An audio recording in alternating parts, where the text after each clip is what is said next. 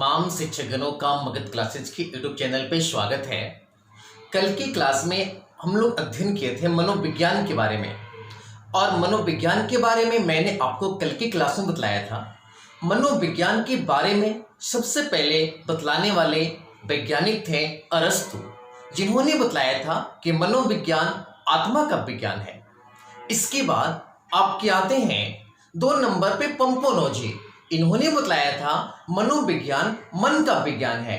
और 3 नंबर पे आते हैं आपके विलियम वुंड, जिन्होंने बतलाया कि मनोविज्ञान चेतना का विज्ञान है।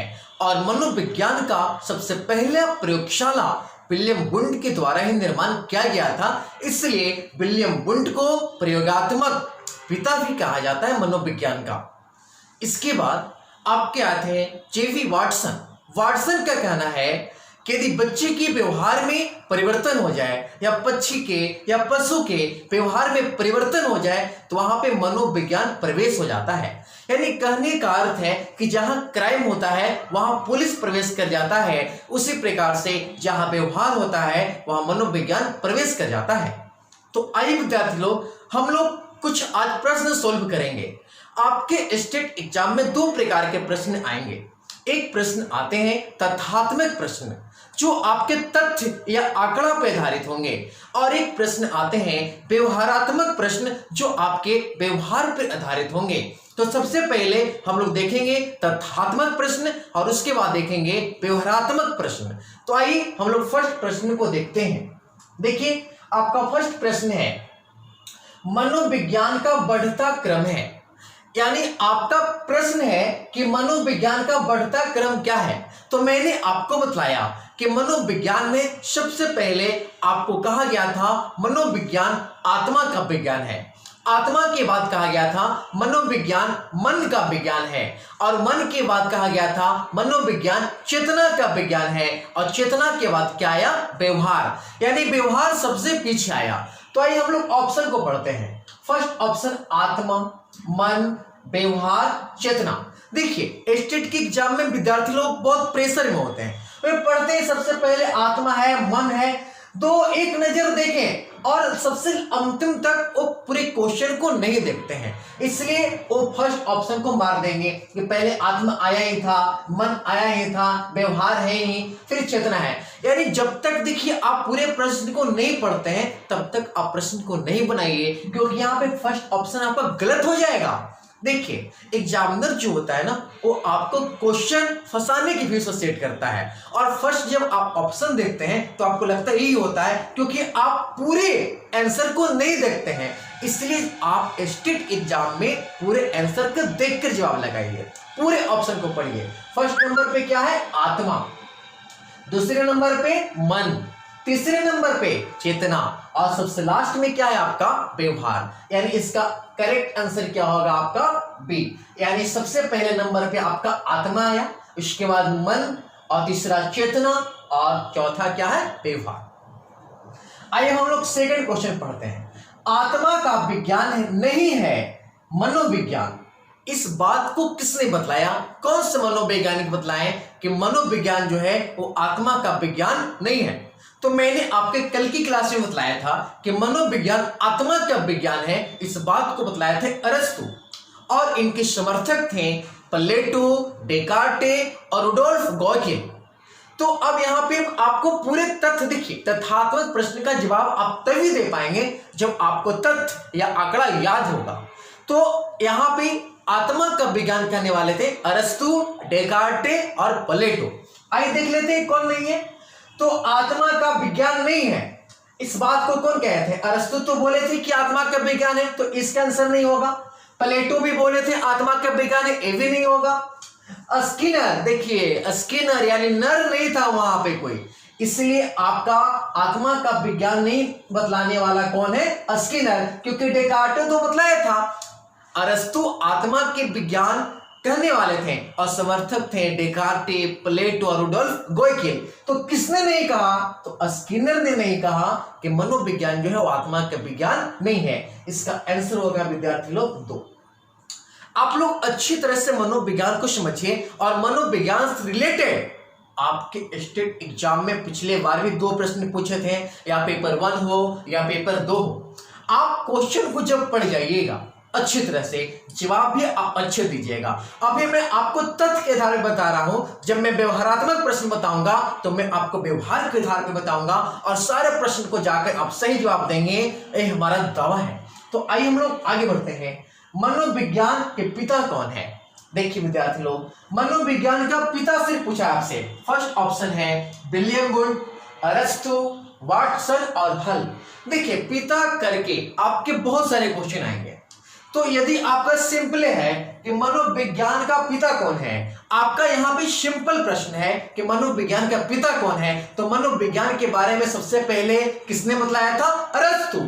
इसलिए मनोविज्ञान का पिता कौन है? अरस्तु। चलिए अब हम लोग आगे की बात जानते हैं। अगली बात, मनोविज्ञान का देखिए फिर पिता का प्रश्न आया, क्वेश्चन नंबर 4। आप लोग देखिएगा, क्वेश्चन नंबर 4 कह रहा है आपका, मनोविज्ञान का वास्तविक पिता कौन है? तो मैंने अभी आपको बोला कि वास्तव में मनोविज्ञान को एक प्रयोग के रूप में देखने वाले वैज्ञानिक थे कौन? विलियम वुंड, जिन्होंने जर्मनी के लिप्जिग शहर में मनोविज्ञान का प्रथम प्रयोगशाला खोला था। इसलिए मनोविज्ञान के वास्तविक पिता कहा जाता है किन्हें? विलियम वुंड को। नंबर 5, शिक्षा मनोविज्ञान का पिता कौन है? देखिए विद्यार्थी लोग, शिक्षा मनोविज्ञान का पिता कोई और है, और मनोविज्ञान को शिक्षा में जोड़ने का श्रेय किन्हीं और का है। तो इन तथ्य को आप याद रखेंगे, क्योंकि तथ्यात्मक प्रश्न का आंकड़ा आपको याद होगा तभी आप जवाब दे पाएंगे। तो यहाँ पे आपका नंबर 5 है, शिक्षा मनोविज्ञान के पिता कौन है? तो आप याद रखेंगे थॉर्नडाइक। क्या नाम है? थॉर्नडाइक। अगले क्वेश्चन नंबर 6, मनोविज्ञान को शिक्षा में लाने का किनका श्रेय है? यानी मनोविज्ञान को शिक्षा से जोड़ने का किनका श्रेय है? तो आप याद रखेंगे Rousseau. Option number C. First option अरस्तु है, फ्राइड नहीं होगा, इनका ऑप्शन क्या है? रूसो। मैं डायरेक्ट बतला दे रहा हूं क्योंकि ये आपके तथ्य पे आधारित है, इसलिए मैं आपको डायरेक्ट आंसर बता रहा हूं। इसका आंसर कौन है? रूसो। नंबर 7, आधुनिक मनोविज्ञान के पिता कौन है? तो आपको इस बात की पता होना चाहिए कि विलियम वुंड के द्वारा जब मनोविज्ञान का प्रयोगशाला खोला गया था तो उनके जो सहयोगी थे विलियम जेम्स थे, और विलियम जेम्स को आधुनिक मनोविज्ञान का पिता कहा जाता है। इसलिए आधुनिक मनोविज्ञान का पिता रहेगा, तो आप जवाब देंगे क्या? William James. Next question number 8, जो आपके पिछली बार स्टेट की परीक्षा में आया हुआ प्रश्न था। मनोविज्ञान का विश्लेषण किसने किया था? Sigmund Freud. इस बात को आप याद रखेंगे कि मनोविज्ञान का विश्लेषण किए थे सिगमंड फ्राइड। अब हम लोग देखेंगे व्यवहारात्मक प्रश्न। इन व्यवहारात्मक प्रश्न के जवाब देते समय आपको इस बात को सुनिश्चित कर लेना है कि आपको चारों ऑप्शन को पढ़ना पड़ेगा। जब तक आप चारों ऑप्शन को नहीं पढ़ेंगे तब तक आप व्यवहारात्मक प्रश्न का जवाब नहीं देंगे। आपको ऐसा लगेगा कि सारा जवाब सही है, लेकिन उसमें जो सबसे ज्यादा आपको दैनिक जीवन में व्यवहार में मायने रखता है वही जवाब आपको मनोविज्ञान में सही माना जाएगा। क्वेश्चन नंबर 9, शिक्षा क्या है? आपको सभी को पता है कि शिक्षा से बालक शिक्षा ग्रहण करता है। जब आप शिक्षक के रूप में कार्य कर रहे हैं और बच्चों को जब शिक्षा प्रदान करते हैं तो आपके पास जब बच्चा आता है तो आप बच्चा की क्या करते हैं? जब आपके पास बच्चा आता है तो आप क्या करते हैं? आपको इस प्रकार से सोचना है। नंबर 1, बालक का सर्वांगीण विकास कर देते हैं। क्या बालक के सभी पक्षों का विकास कर देते हैं? तो उनके माता पिता क्या करते हैं? ये बिल्कुल गलत बात है। एक शिक्षक जो होता है वो बालक को सर्वांगीण विकास नहीं करता है। अगली बात, ऑप्शन नंबर बी, कुछ भी सीखना। क्या आपके पास बच्चा आएगा तो उसको कुछ भी सिखा दीजिएगा? ये भी गलत जवाब। ऑप्शन नंबर सी, व्यवहार में परिवर्तन। जी हां, आपके पास बच्चा आएगा और आपके पास जो नई चीज, जो नई ज्ञान अर्जन करके जाएगा तो घर में अपने व्यवहार को परिवर्तन करेगा। जैसे बच्चा प्रारंभ में आप जल को वाटर बोल रहे हैं तो बच्चा जाके घर बोलता है वाटर लाओ, यानी उसके व्यवहार में परिवर्तन आ जाता है। उसके बाद अगली चीज क्या है? ज्ञान प्राप्त करना। ये तो बात सत्य है कि जब बच्चा शिक्षा ग्रहण करेगा तो ज्ञान प्राप्त करेगा। देखिए, आपका जो क्वेश्चन है उसके आधार पर जाइए। शिक्षा का मुख्य मकसद क्या है? आप यदि किसी को शिक्षा देते हैं तो आपका मुख्य मकसद क्या है? तो आपका मुख्य मकसद है बालक के व्यवहार में परिवर्तन। यानी यहां आंसर होगा बालक के व्यवहार में परिवर्तन, ऑप्शन नंबर सी।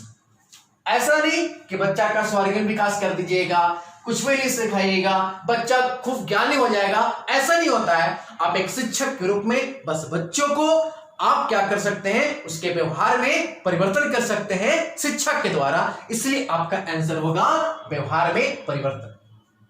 आइए नेक्स्ट क्वेश्चन को देखते हैं। एक विषय के रूप में मनोविज्ञान से तात्पर्य क्या है? यानी मनोविज्ञान को आप एक विषय के रूप में देखते हैं तो मनोविज्ञान क्या है? जब मनोविज्ञान विषय यानी जब विषयगत है तो इसका संबंध क्या है? आइए हम लोग फर्स्ट ऑप्शन को देखते हैं, शैक्षिक ज्ञान। शैक्षिक ज्ञान मतलब समझते हैं आप लोग? जो कहने का अर्थ है कि जो बच्चा या जो शिक्षक पढ़ा रहा है तो पढ़ने के दरमियान जो भी ज्ञान प्राप्त करता है उसको बोलते हैं शैक्षिक ज्ञान। अगली बात, विषय ज्ञान। जो बच्चा अपने विषय को पढ़कर ज्ञान प्राप्त करता है उसको बोलते हैं विषय ज्ञान। अगली बात, शिक्षा में समन्वय। शिक्षा में समन्वय का अर्थ समझ लीजिए। समन्वय का अर्थ होता है इर्द गिर्द, यानी कहने का अर्थ है कि देखिए हम आपको बताते हैं, हमारे पास ए है तो इसके इर्द गिर्द जो भी होगा ए समन्वय हो गया। जैसे यहाँ पे जो वस्तु है इसका समन्वय कितना हो गया, इन चारों के साथ संबंध है। तो उसी प्रकार से आपका प्रश्न है कि शिक्षा में मनोविज्ञान क्या है? तो शिक्षा में मनोविज्ञान जो है वो आपका समन्वय है सभी तरह से। क्या ऑप्शन नंबर आपका डी है, कोई नहीं। तो बस आप लोग अब बताइए इसका आंसर क्या होगा। तो मनोविज्ञान एक विषय के रूप में है, शिक्षा में समन्वय, यानी मनोविज्ञान प्रत्येक विषय के इर्द गिर्द क्या करता है, घूमता है, इसलिए आपको जवाब देना है शिक्षा में समन्वय। अगली क्वेश्चन नंबर 11, शिक्षा में मनोविज्ञान निहित है। आपका प्रश्न पूछा गया है शिक्षा में मनोविज्ञान निहित है। ऑप्शन नंबर ए, ज्ञान समाज की आवश्यकताओं को पूर्ति करना। जो बिल्कुल नहीं, मनोविज्ञान का ये उद्देश्य नहीं है कि आपके ज्ञान समाज की आवश्यकताओं को पूर्ति करे। ऑप्शन नंबर बी, सामाजिक रीति रिवाज को बंद रखे। ये भी कंडीशन नहीं है कि सामाजिक रीति रिवाज को मनोविज्ञान बंद रखेगा, ये भी गलत। ऑप्शन नंबर सी, अध्ययन के सफल विधियों को पहचान करने में। जी बिल्कुल आप समझ रहे होंगे। इसके अलावा एक ऑप्शन और है, उसको पढ़ लेते हैं, उसका जवाब देंगे। अध्ययन कला के लिए वैज्ञानिक आधार प्रदान करना। देखिए मनोविज्ञान आपका व्यवहार का विज्ञान है और व्यवहार के रूप में सीखा जाता है। तो यहाँ व्यवहार आपको कहाँ मिलेगा, जब बच्चे सफल विधि से क्या करेंगे, सीखेंगे। यानी इसका ऑप्शन नंबर होगा सी, अध्ययन के सफल विधियों को पहचान करते हैं। तो इस प्रकार से आपके मनोविज्ञान से संबंधित 11 प्रश्न थे। इसके बाद जब हम क्लास लेंगे तो शिक्षण कला में आपका विषयगत अगला टॉपिक स्टार्ट किया जाएगा। और आप लोग हमारे चैनल को सब्सक्राइब कर ले ताकि हमारा जैसे नेक्स्ट वीडियो आए वो आपको मिल जाए, क्योंकि आपका एग्जाम का समय काफी नजदीक है। और एक सूचना और हम आपको देना चाहते हैं, हमारे यहाँ सभी सब्जेक्ट का क्लास जूम ऐप पे चल रहा है। आपको जो कॉन्टेक्ट नंबर दिया गया है उस नंबर पे आप संपर्क कीजिए और जूम ऐप के माध्यम से आप पूरी क्लास को लीजिए। आपको 100% सफलता मिलेगा, ये हमारा दावा है। नमस्कार।